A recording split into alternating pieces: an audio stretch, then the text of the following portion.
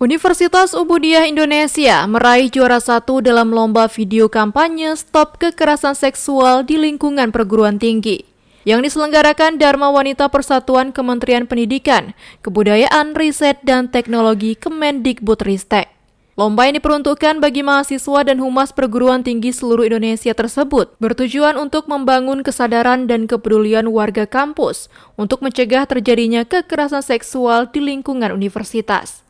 Pelaksana tugas Direktur Jenderal Pendidikan Tinggi, Riset, dan Teknologi, Profesor Nizam mengatakan semua pihak harus peduli terhadap hal ini, tidak hanya rektor, wakil rektor, PPKS, atau Satgas PPKS. Sementara itu, Rektor Universitas Ubudiyah Indonesia, Profesor Ejang Dr. Marniati Mkes, mengatakan kemenangan dalam lomba kampanye tolak kekerasan seksual di lingkungan perguruan tinggi ini akan menjadi tonggak penting dalam upaya Universitas Ubudiyah Indonesia untuk menciptakan lingkungan akademik yang aman, inklusif, dan bebas dari segala bentuk kekerasan seksual.